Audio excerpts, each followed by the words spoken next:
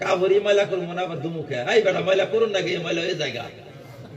যদি কেউ বলে এত সব দেখি করবে, আরে সব বেশি হয়েছে না, কিয়ামতের দিন বুঝবি সব বেশি হয়েছে না কম হয়েছে। দুনিয়ায় কারা কয় এত টেহা দেখি করবো, হ্যাঁ দুনিয়ায় কয়দিন থাকবো তাই টেহা বেশি হয় না, কয়দিন থাকবা দুনিয়ায়। মৃত্যু ব্যক্তির বাড়িতে কি রূপ ঘোরাফেরা করে? না না করে না, এটা ভুল ধারণা। আল্লাহ পাক যদি কেউ রে কোন জায়গায় পাঠায় বা নেয় এটা আলাদা কথা। আই জেলে গেলে কি আইয়া দৈনিক ফিরাইতে ঘুরে কি আইয়া জেলে থেকে আইয়া যাবো না। আচ্ছা, যদি কোন আলেমে বলে যে গুনাহ না করিয়া কেন কাঁদবো, ভুল ভুল ভাই, গুনাহ করুন না, না গুনাহ না করলে গুনাহ হয়। কেরা নিজের কাপড়কে ময়লা করে? করে কেউ? তাও তো ময়লা হয়। এই ময়লা করে না, না এমনি হয় ময়লা? যেরকম কাপড়ে ময়লা হয়ে জায়গা, আমাদের কথা কইতে চলতে ফিরতে নজরে টজরে এদিক সেদিক গুনাহ হয়ে জায়গা, ওইটার জন্য কান্দুন নাকি, ওই জন্য কাপড় ধর নাকি। কাপড়ই ময়লা করবো না আবার দুমুখে আই বেটা ময়লা করুন না গিয়ে ময়লা হয়ে জায়গা।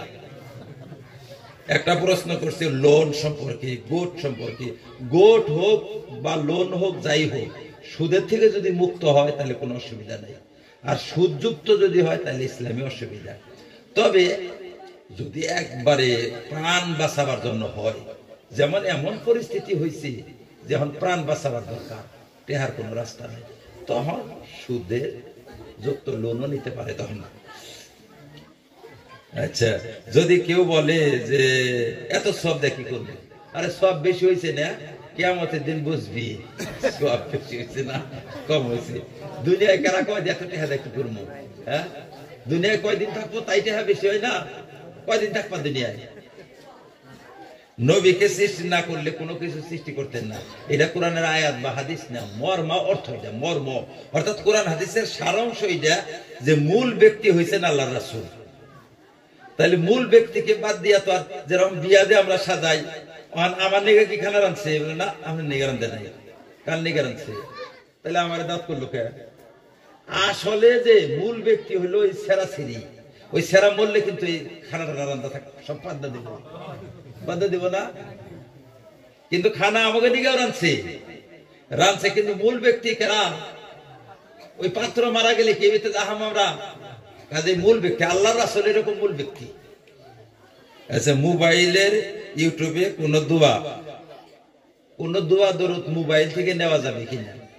যারা হঠাৎ একটা দুইটা নিবার চায় ওটা আলাদা কথা, কিন্তু যাদের পীর আছে তারা মোবাইল থেকে না নিয়ে নিজের পীরের কাছ থেকে নিলে বেশি ভালো, বরকত। কারণ কোনটা কি ধরনের নিয়ে নিব। আচ্ছা, আর একটা হলো মোবাইল দেখে নিজে নিজে আমল বাড়াইনো যাবো কিনা, এটাও ওই রকম।